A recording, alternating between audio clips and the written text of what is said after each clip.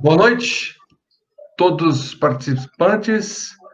Estou aqui para dar início a um projeto de entrevistas com profissionais da área da fisioterapia aquática. Meu nome é Jefferson, sou fisioterapeuta e professor da UEL. Venho trabalhando há quase 30 anos com exercícios aquáticos, tanto tratando quanto ensinando novas gerações de fisioterapeutas.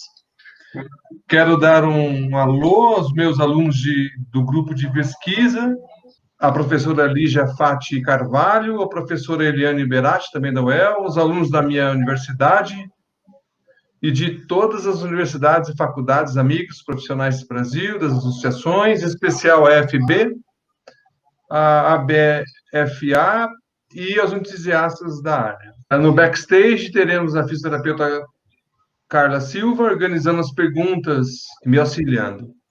Obrigado, Carlos, por estar junto novamente nesse projeto. Também, antes de anunciar a minha terceira convidada, gostaria de dizer que eu e este próprio projeto de entrevista não temos conflito de interesse algum. Gostaria de estender essa boa noite à minha terceira convidada, a fisioterapeuta Bruna Yamaguchi, da cidade de Curitiba. Seja bem-vinda. Olá, professor. Muito obrigada pelo convite, pela lembrança do nosso grupo de pesquisa.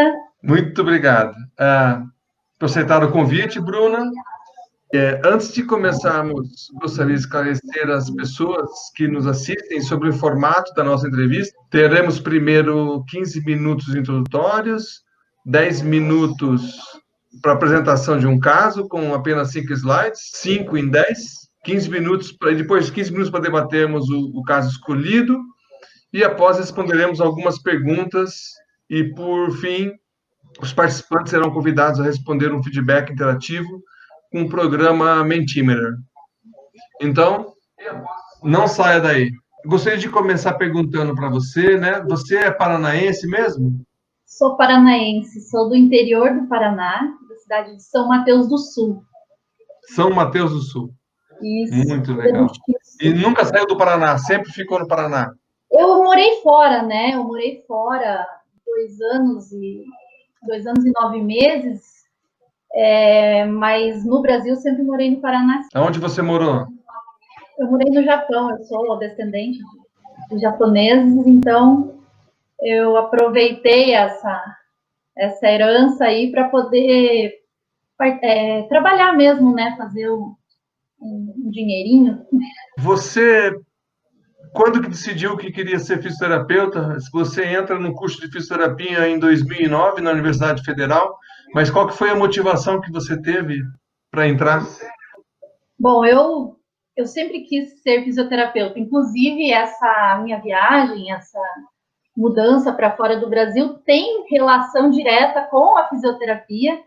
Quando eu tinha 18 anos, na cidade onde eu morei, então, depois de São Mateus do Sul, morei em Ponta Grossa.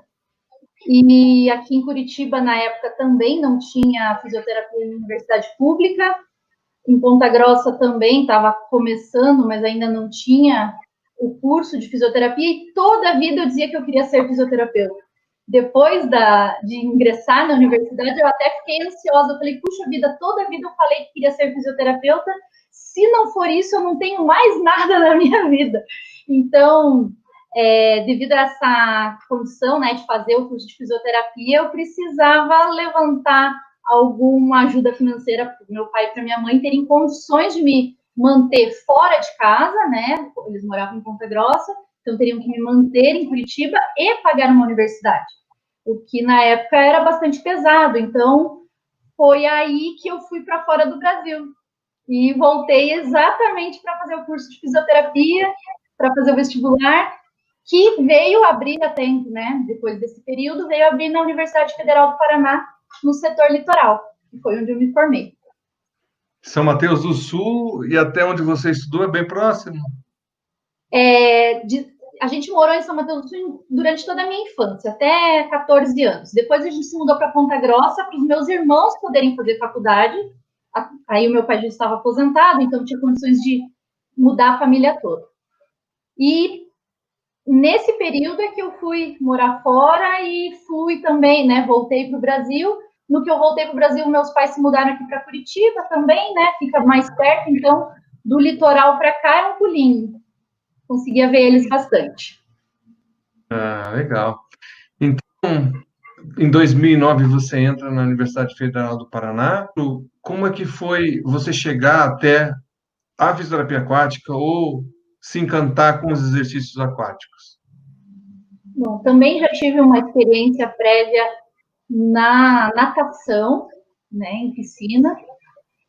Fazia parte da equipe da natação no antigo Cefet, que foi onde eu fiz o meu ensino médio, né? Então, tive esse contato com a piscina, não com a fisioterapia aquática, mas já tinha encanto pela água, pelo ambiente aquático. E na universidade, eu já tive contato desde muito cedo com a professora Vera Lúcia Israel, que foi a minha orientadora de TCC, foi orientadora de curso de iniciação científica, de mestrado e de doutorado. Nós vamos chegar lá.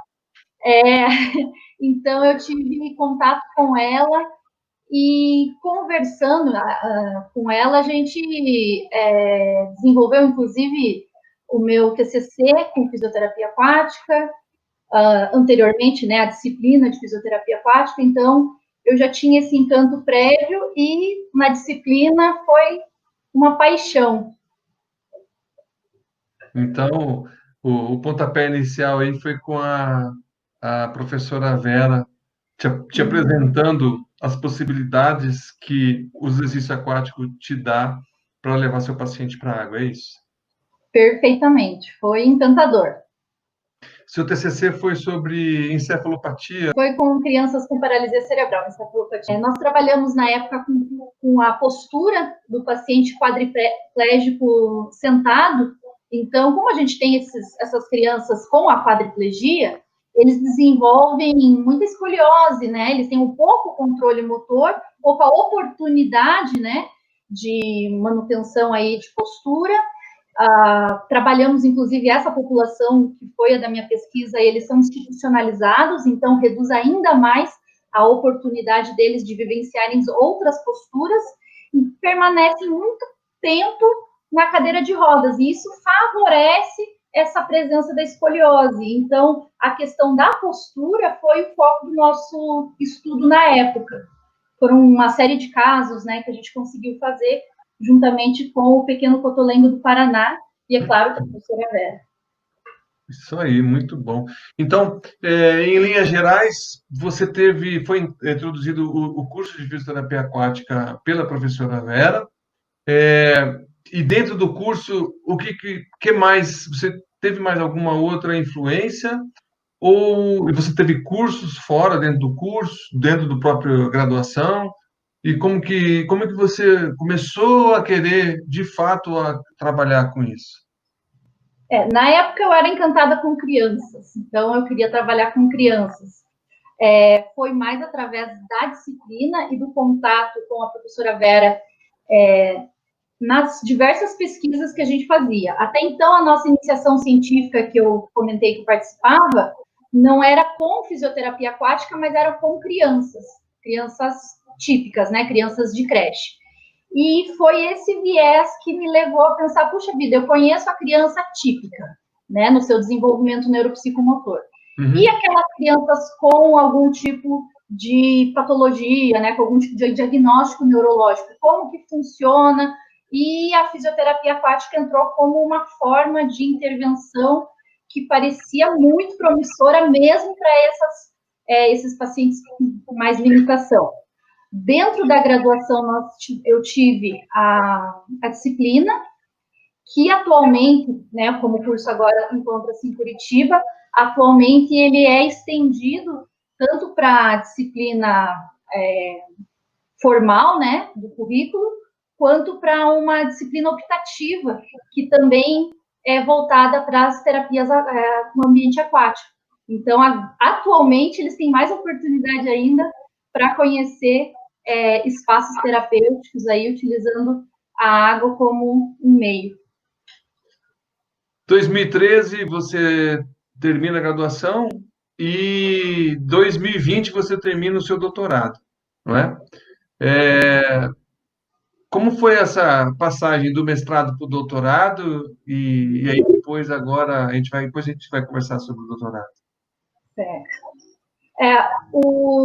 Durante o meu mestrado, eu tive a oportunidade de ser bolsista e me dedicar 100% ao mestrado, né? Então, durante esse período de 2 anos do mestrado, consegui desenvolver bastante ajuda, né, auxílio nas pesquisas dos colegas, assim como fazer minha própria intervenção e outras atividades aí que a gente tem nesse período de mestrado, em dedicação exclusiva ao mestrado.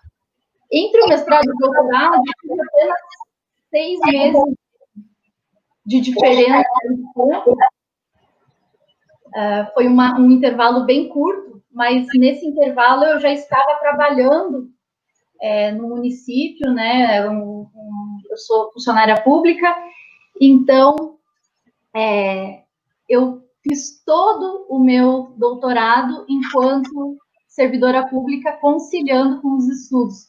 Foi tudo muito rápido, né? Foi um convite da professora Vera quando ela teve oportunidade de abrir essa vaga de doutorado posteriormente. E aí a gente abraçou aí a causa e ela deu oportunidade para eu fazer uma pesquisa que me interessava muito, que eu venho trazer um fragmento dela hoje para conversar com vocês. O seu projeto de doutorado, também na Universidade Federal do Paraná, também orientada pela professora Vera, foi uma continuidade do seu mestrado ou foi um projeto novo? Esse projeto do doutorado, eu já tinha muito contato com as pessoas com doença de Parkinson, que foi tema do meu mestrado. E com essa proximidade inclusive com a Associação das Pessoas com Parkinson aqui de Curitiba, nós tivemos uma relação muito estreita com essas pessoas. E como são idosos, né, alguns vieram a falecer nesse período. E me incomodava muito que todos eles que a gente acabava, né, perdendo, eles faleciam de problemas respiratórios. E a fisioterapia estava sempre com um olhar mais voltado às questões motoras da pessoa com doença de Parkinson.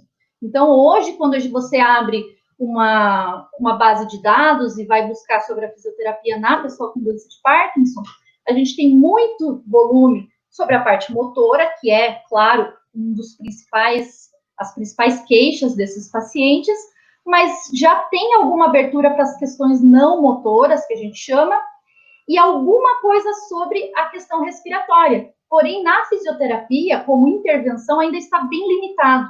Eu pensei, puxa vida, mesmo tendo um foco voltado às pessoas com diagnósticos neurológicos, nós também precisamos ter esse olhar para a questão respiratória.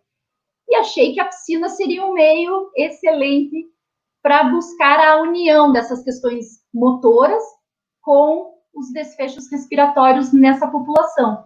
Então, foi um pouco o contato mesmo, né, uma motivação pessoal minha com o contato com as pessoas com doença de Parkinson, mas também científica, porque era uma lacuna nesse quesito.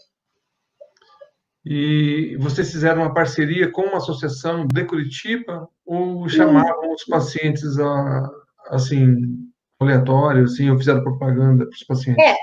Na verdade, essa parceria com a associação, ela já existe desde 2011, 2012, que vem se estudando, né, vem se pesquisando a doença de Parkinson, nosso grupo de pesquisa, tem uma vertente voltada à pesquisa da pessoa com doença de Parkinson, uma vertente pesquisando o desenvolvimento infantil, e ainda uma terceira vertente com as pessoas rígidas, né, que fazem hidroginástica, no caso, né, que nós somos da educação física, na pós-graduação.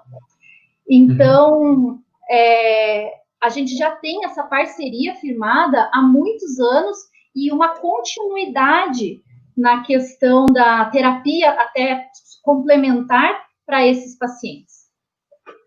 Esses pacientes que vocês fizeram da associação, eles fazem em solo também, né? Eles fazem dentro da associação toda uma gama de terapias, desde massoterapia, acupuntura. Eles têm uma gama bem interessante, a fonoaudiologia, a dança, a terapia, a psicologia, e a gente deu essa oportunidade da terapia aquática E você não diferenciada. vê problema algum de fazer essa combinação de exercício de solo, de dança, de maço com o exercício aquático, né? Isso não tem problema, né? Então, na pesquisa científica, a gente tem alguns critérios que a gente precisa obedecer para não ter um viés, correto? Uhum, Quando a gente sim. pensa na pesquisa em si, a gente precisa ter alguns cuidados, que daí são os cuidados metodológicos que nós adotamos.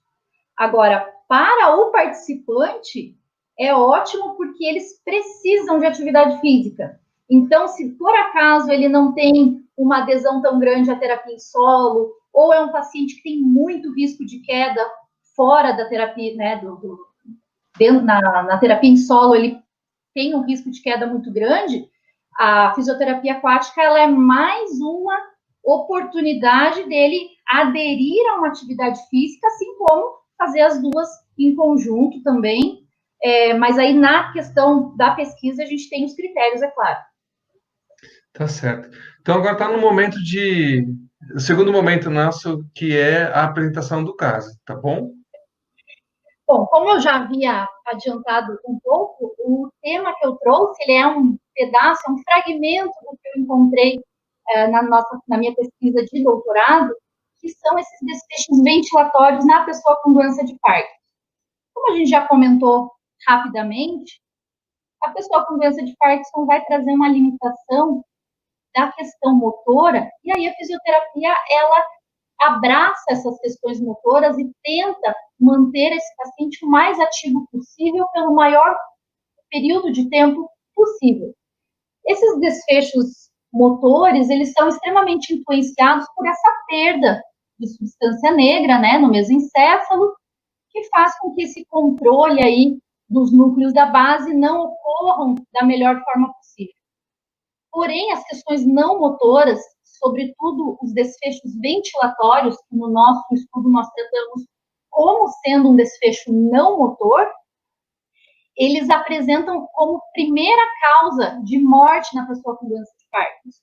Então, hoje, no mundo, as pessoas de Parkinson morrem mais por questões respiratórias do que qualquer outra causa, seja elas quedas, problemas circulatórios ou mesmo outras intercorrências. E o ambiente aquático, ele se mostra positivo nas questões ventilatórias, inclusive atuando como nenhum outro meio, fazendo uma pressão, né, que nós já conhecemos, a famosa pressão hidrostática, que faz um treinamento dessa musculatura, em especial inspiratória, mas que através de outras manipulações que o fisioterapeuta consegue promover, também promove ganhos expiratórios, de volumes e de capacidades. Bom, então essa nossa pesquisa, ela teve o objetivo de analisar os efeitos dessa fisioterapia aquática, que foi um programa de intervenção, sobre esses parâmetros ventilatórios nessa população idosa, todos eles acima de 60 anos. Foi uma pesquisa quase experimental, um grupo único, então nós fizemos avaliação pré e pós, que é o que eu vou apresentar aqui para vocês, esse recorte, aprovação do Comitê de Ética em Pesquisa, registro nos ensaios clínicos brasileiros. A avaliação foi pela espirometria, então o espirômetro portátil. Os desfechos avaliados foram o volume expiratório forçado no primeiro segundo, a capacidade vital forçada e o volume ventilatório máximo. Então, esses desfechos eles foram avaliados pela espirometria, e a manuvacuometria, que nos trouxe dados sobre a força, tanto inspiratória quanto expiratória desses pacientes. A nossa intervenção ocorreu em 25 encontros, foram 2 vezes por semana, ao longo de 3 meses. Cada um desses encontros foi de 50 minutos. Então, antes de cada um desses encontros, a gente fazia avaliação qualitativa, que a gente chama, né, vendo como que foi a semana daquele paciente, desde o último dia do nosso encontro, se tiver algum tipo de intercorrência, eles têm muita variação na pressão arterial, né, eles tendem a ter uma pressão arterial mais baixa, então é avaliada a pressão arterial, frequência cardíaca, frequência respiratória antes e também após cada um desses encontros, como uma forma de segurança até para os próprios participantes.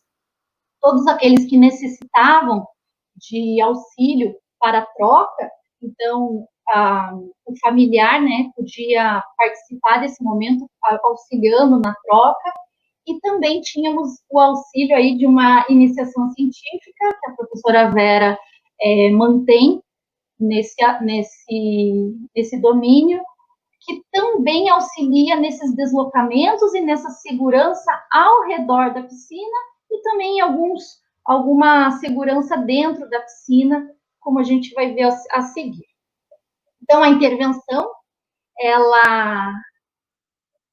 os exercícios, eles eram realizados pelas fases de Israel, pelas 5 fases, começando os exercícios de ambientação, no qual os participantes, eles realizavam a adaptação do seu corpo com aquele novo meio. Então, conhecendo os princípios e propriedades físicas, tendo o primeiro contato, aprendendo a fazer as entradas e saídas da piscina de uma forma segura, seguido pelo domínio do meio líquido, em que, pensando nessas propriedades físicas, esse participante, ele pôde ter a oportunidade de controlar esse metacentro em diversas posturas, como no exemplo, com auxílio, sem auxílio, né, de uma outra pessoa, com apoio ou sem apoio, nesse caso, e dessa forma, ele pôde experienciar outras posturas que no ambiente de solo não é possível. Os exercícios terapêuticos especializados nós utilizamos pensando nas facilitações e como uma forma de dificultar também os exercícios para posteriormente transferir habilidades motoras treinadas dentro desse meio aquático para o ambiente em solo. O exercício, o condicionamento orgânico global com exercícios aeróbios, treinando essa respiração e essa frequência cardíaca e circulatória, e posteriormente a fase de relaxamento, que nós utilizamos estratégias do Tai Chi, que associam essa respiração com movimentos lentos e que também vai promover essas questões respiratórias nesse momento de retorno à calma. Como resultados, então, nós percebemos a melhora de quase todos esses desfechos ventilatórios citados, então, apenas a ventilação, o volume expiratório forçado no primeiro segundo, que nós não tivemos a diferença estatística. Mas, nesse caso, ele é até mesmo esperado, porque ele não teve um índice tão baixo já na avaliação inicial.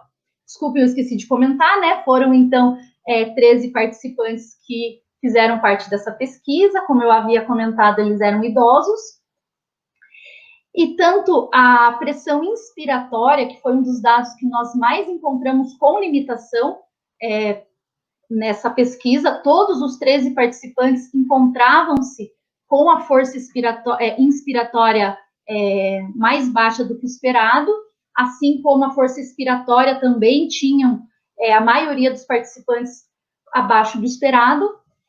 E dentro dos desfechos da espirometria, a capacidade vital forçada, que teve diferença estatística, e principalmente com destaque para a ventilação voluntária máxima. Comparando do antes para o depois, 5 participantes conseguiram mudar o seu status de abaixo do esperado na VVM, né, na ventilação voluntária máxima, para dentro do adequado após a intervenção. Dessa forma, nós pudemos perceber que a imersão, ela foi para os participantes segura, não houve nenhum tipo de intercorrência, nenhum participante precisou desistir por mal-estar ou a falta de ar dentro do momento em que estava fazendo os exercícios aquáticos. Além disso, o próprio exercício é seguro, né, nesse meio para o participante, não só pensando nas questões respiratórias, mas no exercício como um todo, evitando dessa forma uma queda, tendo uma menor chance desse participante acontecer uma queda, sendo que esses pacientes, eles são pessoas que têm o risco de queda aumentado, sobretudo os participantes que têm a Owen-Yard, que é a escala que gradua a doença de Parkinson, sobretudo nessa população acima de 3 na escala de Owen-Yard. Então, os nossos participantes, eles estavam, né, com 3, 4 nessa escala, e esses participantes, eles têm, de fato, uma chance maior de quedas.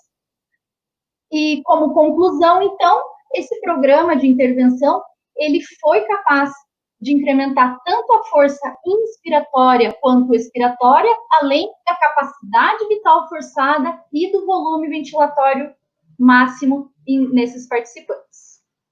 Muito bom. Obrigada. Parabéns, Bruna. Isso é uma das primeiras perguntas que eu ia fazer, de fato, a classificação desses 13, né, do Owen-Yard. Como era a classificação? Só repete, era entre 3 e 4, era isso? Explica para as pessoas, às vezes, que não estão muito acostumadas com a classificação. Então, a escala de Owen-Yard, ela é uma escala que, de fato, ela descreve o participante com doença de Parkinson. Ela varia de 1 até 5, sendo que 1 seria o paciente que tem menos sintomas. Então, ele tem a doença de Parkinson apenas unilateralmente e não tem nenhum distúrbio do equilíbrio associado. Na 2, ele já vai ter a doença bilateral. A partir do 3, ele tem a doença bilateral e tem um distúrbio do equilíbrio, ele tem um risco de quedas. Então, o 3 seria já com risco de quedas, o 4 seria essa instabilidade postural mais acentuada, e o 5, que não fez parte da nossa pesquisa, que seria a doença de Parkinson mais avançada, esse participante, ele é restrito à cama ou à cadeira, caso não receba ajuda. Então, é um paciente já mais dependente fisicamente. Os 13 participantes, eles são oriundos, são convidados lá óbvio que teve critério de inclusão bem rígido, mas eles são convidados lá da associação. E eles continuam fazendo fisioterapia na associação naturalmente, normalmente, ou nesse período de 3 meses eles deram uma parada para que o efeito do exercício aquático de fato fosse mais enaltecido nesse momento? Sim, nós fizemos o seguinte, na verdade eu trouxe só um recorte desse estudo, ele é um estudo de medidas repetidas, então o participante servia de controle para ele mesmo. Uhum. Então teve um controle de 3 meses, e o que eles não podiam era começar ou parar alguma atividade física, né, dessas que nós comentamos, bem como ele não podia modificar o medicamento, que faz bastante influência nessas questões, o medicamento levodopa, né, que é um medicamento de uso da doença de Parkinson. Então, nesse período de controle, que eu não mostrei aqui, que é um tempo bastante curto, então eu fiz só um recorte, nós tivemos, então, um controle dele com ele mesmo, parecido com o que se faz no crossover, e dessa forma, nós controlamos todas as atividades que eles faziam. Então, eticamente, nós não pedimos para eles nem abandonarem o medicamento, nem abandonarem nenhum tipo de terapia. Porém, como nós fizemos uma avaliação inicial e outra após 3 meses, nós tínhamos um período do que essas terapias proporcionam na vida desse participante, sem contar que eles já tinham que estar estáveis, né? Já teriam que estar com um período aí de adesão à sua terapia, ao seu medicamento anterior ainda a esse controle, e aí sim a gente fez esse período de intervenção e posteriormente fizemos também algumas medidas de controle, de follow-up. Algum desfecho motor você teve? Alguma escala? Tivemos diversos desfechos, professor. Eu trouxe o que deu, eu trouxe uma ótima propaganda para o nosso grupo de estudos, porque eu peguei as variáveis ventilatórias que eram os desfechos mais relevantes nessa pesquisa, mas nós avaliamos ainda todas as questões motoras desse participante, inclusive teste de caminhada de 6 minutos, atividades de vida diária, nível de atividade física pelo IPAC, que é bastante conhecido do pessoal. Além disso, nós avaliamos também a sarcopenia, então fizemos medidas indiretas, na verdade, de sarcopenia, e dessa forma que foi o projeto de doutorado como um todo. Teve diversos tipos de avaliação. Muito, muito interessante. E o protocolo, ele é um protocolo que eu conheço, a professora Vera desenvolveu ao longo da sua carreira, publicou em diversos momentos. Quanto que você teve liberdade para acrescentar, tirar ou sugerir diante dessa amostra que você tinha, que era específica? Eram idosos, classe 3 e 4, com características respiratórias que precisavam de cuidados, não era uma coisa simples. Fala um pouco do protocolo e quanto que você pôde modificar ou quanto que você acrescentou do que a Vera já tinha te treinado ou do programa que ela criou. Na verdade, as fases de Israel, elas dão uma total liberdade que dentro de cada fase sejam desenvolvidas os exercícios propriamente, os exercícios, o volume que você quer desses exercícios, da forma que o fisioterapeuta achar mais adequado, segundo a sua avaliação, né? Segundo a sua avaliação, tanto em solo, quanto avaliação também aquática. Então, nesse sentido, a gente não fica preso. Ele tem essas 5 fases e dentro dessas fases você pode utilizar os exercícios e a variabilidade, tanto de tempo, né? Pensando em quantos minutos você vai aproveitar de uma terapia dentro de uma fase, ou que você vai passar para outra fase. Então, ele é extremamente versátil, totalmente flexível, e por isso todas as nossas intervenções, elas têm mostrado as fases de Israel por essa flexibilidade que nos permite adaptar, como bem o professor falou, adequar para o nosso público, especificamente, que, como o professor Jefferson fez parte da minha banca de mestrado, eram outros objetivos físico-funcionais na época, e que hoje estão voltados aí para as questões respiratórias, por exemplo, ainda utilizando as fases. Isso quer dizer o seguinte, que tinham pessoas que já tinham experiência na água e tinham pacientes ou participantes que não tinham experiência.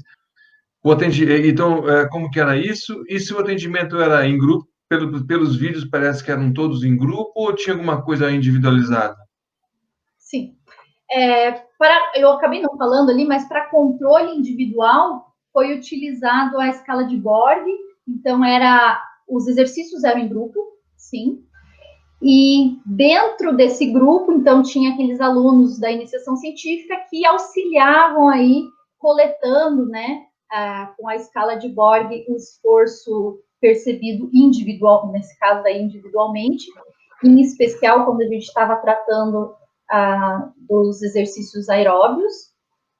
Então, tinha esse controle, sim, e os participantes também, alguns já tinham realizado algum tipo de exercício em piscina, até mesmo com o nosso grupo mesmo. Então, sempre a gente tem essa fase de destreino entre uma atividade e outra, e esse controle, né, anterior que eu te falei, que aí vai me dar a percepção se esse participante já tinha condições, né, já tinha vivências aquáticas e poderia fazer um exercício mais avançado, ou ainda se ele tinha, por exemplo, algum tipo de receio, né, a necessidade de uma atenção diferenciada. Dentro do próprio protocolo, a gente tinha alguns níveis para o mesmo exercício, alguns níveis de independência. Então, conforme o exercício, você poderia realizar com apoio, ou então com o auxílio de um flutuador. Vez ou outra, a gente não costuma usar muito flutuador, mas vez ou outra com auxílio de algum equipamento, até a independência completa, que seria, né, o nosso sonho aí para todos os 13. A independência sem nenhum tipo de aparato, com o corpo livre em água, podendo utilizar das diversas posturas, que é o que a gente busca, mas que ainda não foi desenvolvido nos 13, né, essa independência completa, porque é um grupo de idosos e com todas as suas vivências individuais. Imagino. E Uma coisa interessante, sim, nesses últimos 2 anos, alguns ensaios clínicos e revisões foram publicadas na área, com doença Por, de Parkinson. sim, já Quanto temos que até você, meta-análise. quanto que você aproveitou isso para fazer o seu racional e quantas dessas pesquisas focavam na parte respiratória, como você focou? Olha, dentro do ambiente aquático, eu não localizei na literatura nenhum tipo de intervenção especificamente para as questões ventilatórias no Parkinson. Uhum. Então, nesse quesito, a gente se baseia mais nas pessoas com lesão medular, a gente se baseia nas doenças como, por exemplo, as distrofias, distrofia do Duchenne, de Becker, enfim, que são mais semelhantes, pensando na questão da fisiopatologia, com a doença de Parkinson. Porque se nós nos espelharmos, por exemplo, nas doenças respiratórias, elas não são tão semelhantes quanto a sua fisiopatologia, a gente não tem um benefício tão aparente. Então, nesse quesito das questões respiratórias, ainda não localizei nada voltado à doença de Parkinson. Mesmo com as revisões publicadas esse ano, os ensaios clínicos voltados, ninguém abordou isso, né? A questão respiratória, não. Porém, por exemplo, nas questões motoras para a doença de Parkinson, a gente já tem meta-análise, como eu havia comentado.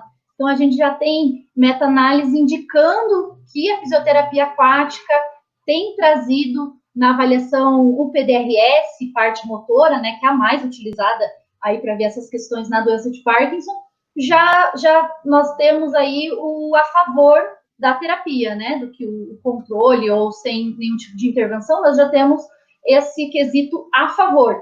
Algumas pesquisas individualmente, não na meta-análise, eles indicam, inclusive, alguma superioridade sobre a própria terapia em solo. Então, quando faz a comparação em solo com a piscina, o paciente de Parkinson tem tido uma resposta bastante interessante, e aí a gente percebe essa transferência, né, essa real transferência das habilidades treinadas dentro do ambiente aquático.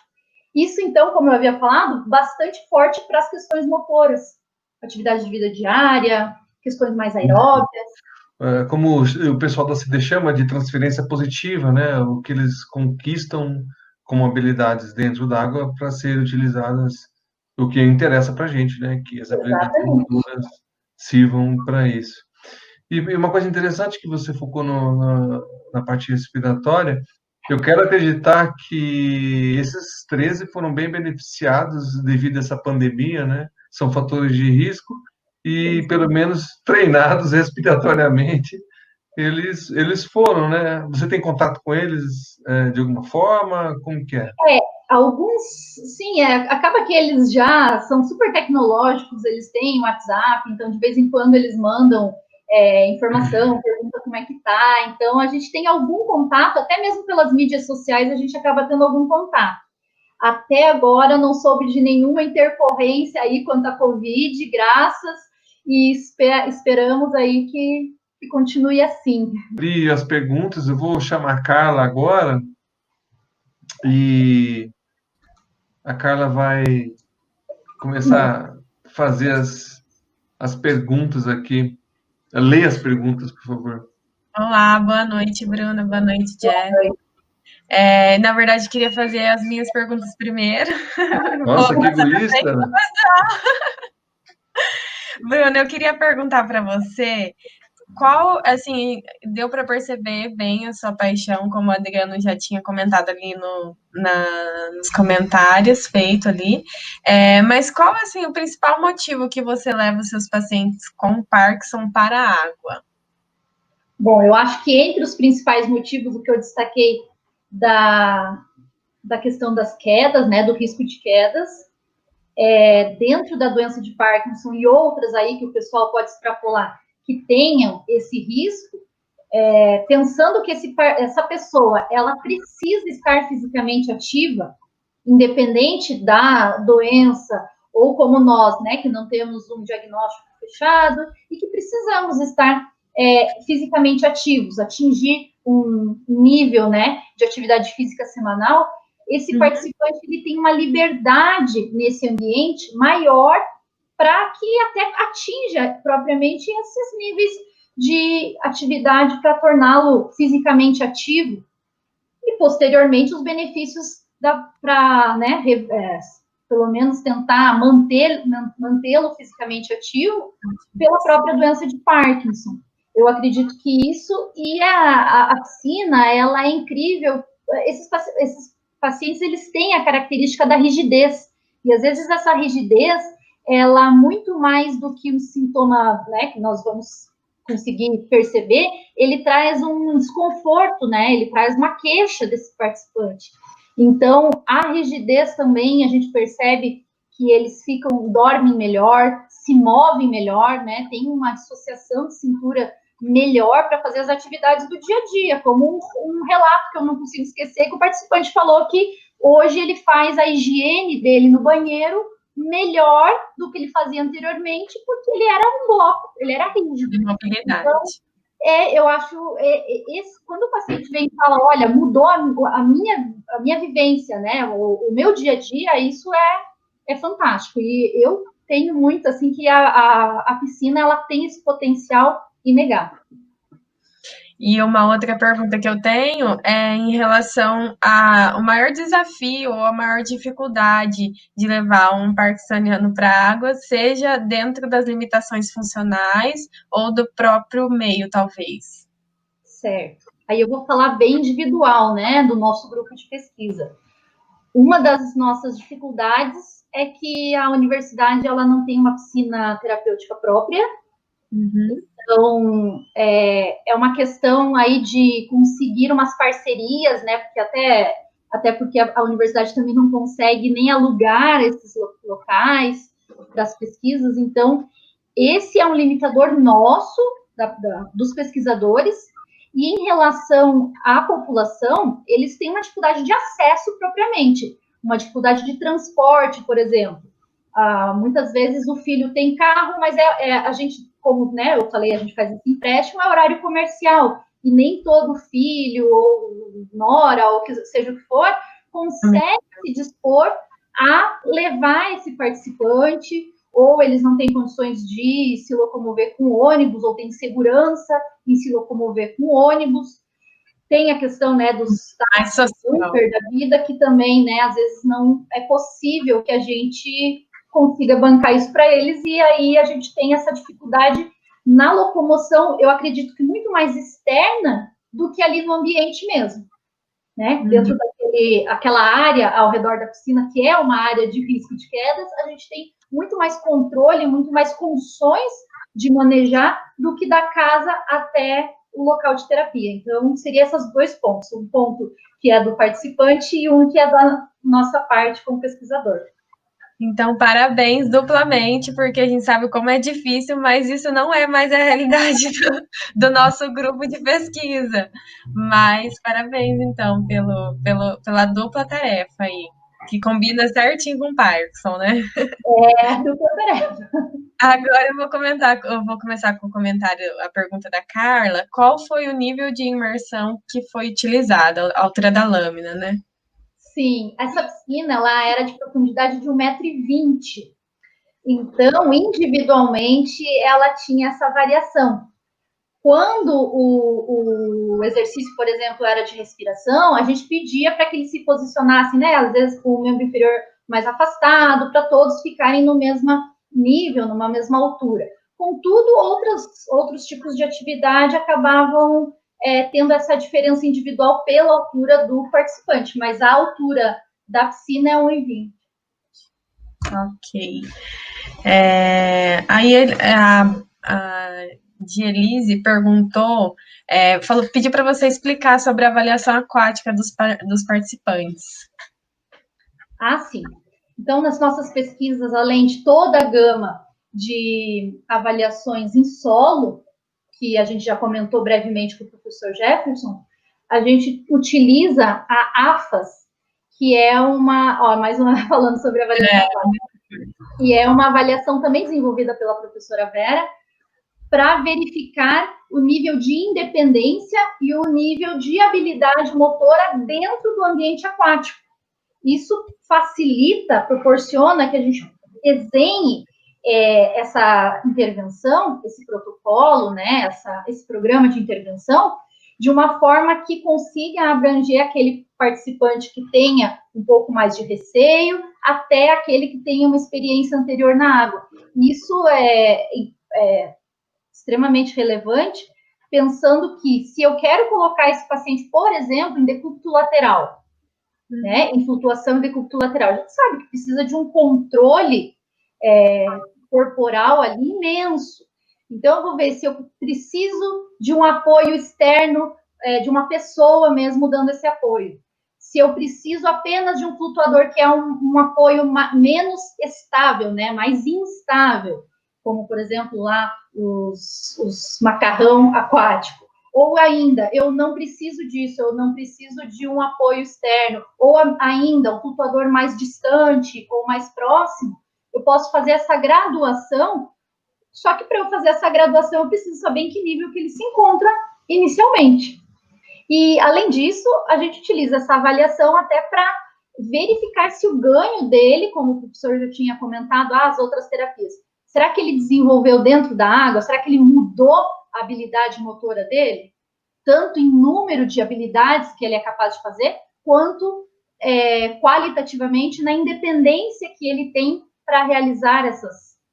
Então, a AFAS, né, que é essa avaliação que nós utilizamos, se o pessoal que for do meu grupo de pesquisa estiver online e quiser escrever o nome completo da avaliação, para o pessoal poder olhar.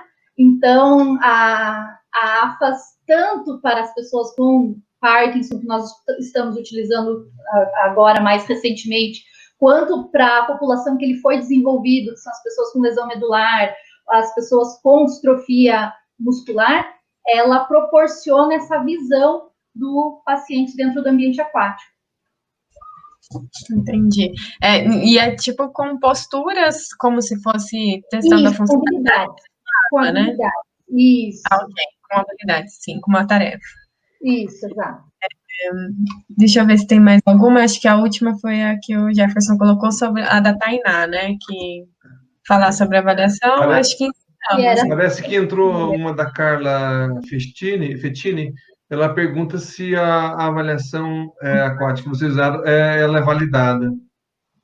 Ela foi desenvolvida agora para o Parkinson, nós estamos em processo de.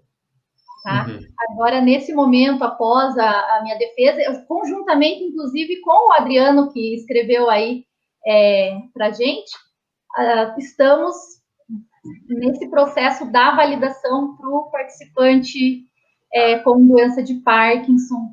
E é bacana, eu acabei não falando, mas deixa eu aproveitar essa deixa para comentar que a pontuação, né, dessa escala, ela é de 1 a 5, então a gente tem, não é apenas faz, não faz, e eu acho que isso daí, essa graduação entre ele simplesmente não ter condições de fazer e ele precisar de algum apoio, né, de 2 apoios, ou de menos apoios, ou se ele faz sem apoio, só que com uma independência, com uma qualidade motora ainda um pouco mais baixa, né, com despendimento de movimentos que não eram necessários, de energia que não era necessária, e até aquele movimento que a gente chama de limpo, né, que é aquela habilidade motora mais alta. Então, é bacana porque a gente pontua, então, ali de 1 a 5, conforme esses níveis que ele pode se encontrar, precisando de apoio, ou ainda com a independência, mas com uma habilidade mais alta, ou ainda com uma habilidade a ser aprimorada. Muito bom, é muito interessante. Eu gostei bastante mudando um pouco o assunto, de ter visto os seus resultados. Como professor de estatística e que já fez parte da sua banca, você está utilizando lá as informações, além do desvio padrão, né? Colocar o intervalo de confiança da média, pré e pós, colocar o tamanho do efeito, né? Então, em grande parte, quando o resultado foi estatisticamente significante, você está dizendo ali, para os tamanhos de efeitos que apareceram, para pelo menos 3 ou 4 variáveis, que a chance de eles melhorarem eram de até 50% em relação à avaliação pré. Então, uma melhora pontual e específica de 50% para quem é idoso e tem uma doença crônica, do jeito como é Parkinson e complicada em certos aspectos, principalmente os motores, eu acho que, de fato, vale a pena um investimento nessa temática, né, a parte respiratória de Parkinson, né? Quero te fazer uma última pergunta para antes a gente ir para a avaliação lá no Mentimeter. O que você acha da formação? Você tem formação em cursos específicos da área? Da fisioterapia aquática, não. Não tem. Você não tem nenhuma formação. Você acha que você seria uma diferente profissional com os cursos de formações que existem no mercado ou não? Ou você está satisfeita com a sua educação sobre o assunto? Com certeza, os cursos de formação trariam um novo patamar aí às intervenções, com certeza. Atualmente, como eu não atuo com o paciente na piscina, né, eu atuo no município, eu acabei não aderindo, não fazendo os cursos específicos, mas pretendo sim fazer, porque eu acho que vai trazer um horizonte aí bem importante na formação. E você cita o Aichi, né? Então, o Aichi, ele, de certa forma, eu conheci a pessoa que inventou nos Estados Unidos, num curso que eu e o fisioterapeuta de São Paulo, meu amigo Douglas Gil, a gente estava dando aula em Las Vegas, num curso de fisioterapia aquática, e a gente conheceu, tanto lá quanto na Flórida, a gente foi 2 vezes para dar aula, e a gente conheceu. Eu fui falar sobre fisioterapia aquática nos amputados e imobilização cervical, e o Douglas foi falar sobre fisioterapia aquática nas gestantes, e a gente acabou conhecendo o Jun Kono. Era muito procurado lá nos Estados Unidos, principalmente nesses 2 congressos que eu e o Douglas fomos para dar aula, e muito interessante a proposta, né, do relaxamento, das posturas, e você utiliza. Onde você aprendeu o Aichi? Esse curso especificamente, que até tem a plaquinha, né, das posturas, a professora Vera, a Lúcia, bom, ela tem todas essas formações aí, diversas dessas formações, entre elas o Aichi, especificamente o Aichi, que foi o que a gente utilizou, esses princípios, para o relaxamento. E você não tem vontade de fazer o Atsu, por exemplo? O Atsu eu não busquei fazer, mas o Halloween, inclusive ia sair uma turma aqui em Curitiba algum tempo atrás e acabou não fechando turma, mas o Atsu eu nunca fui assim definitivamente me inscrever no curso, mas o Halloween estava inscrita, infelizmente não fechou turma e quando é na nossa cidade fica mais fácil, né? Mas aí também não fui para fora. Tá ok, uma pena. Por favor, as últimas palavras. Aproveite esse momento de popstar. Agradecer a oportunidade, a lembrança do nosso grupo de estudos, o grupo que tem buscado trazer evidências científicas aí para a fisioterapia aquática. Como eu trouxe aqui uma experiência do Parkinson, lembrando que a gente também tem algumas experiências com as crianças, então o desenvolvimento neuropsicomotor típico, e ainda na vertente da educação física, mais uma vertente aí da hidroterapia, da hidroginástica, desculpem, e agradecer muito ao professor essa oportunidade e pelas lives maravilhosas que estão acontecendo aí já esse último mês. Isso aí. Muito legal. Carla, queria falar suas últimas palavras. Obrigada, Bruna, por compartilhar com a gente um pouquinho da sua experiência. E eu adorei. Parabéns. Antes de a gente finalizar, eu queria dizer para vocês que a nossa próxima convidada vai aparecer na tela, vai ser a Clara Crispim, de Campina Grande, vai ser daqui 15 dias. dia 11/8, no mesmo horário, às 19 horas, e ela vai contar um pouco da experiência dela na água, e vai ser muito interessante porque ela vai trazer um caso de atrofia muscular espinhal, e também vai contar um pouco do caso de uma paciente com esse diagnóstico, uma adolescente, atualmente uma criança adolescente, e que o mês de agosto ele é um mês também dedicado a essa doença, a atrofia muscular.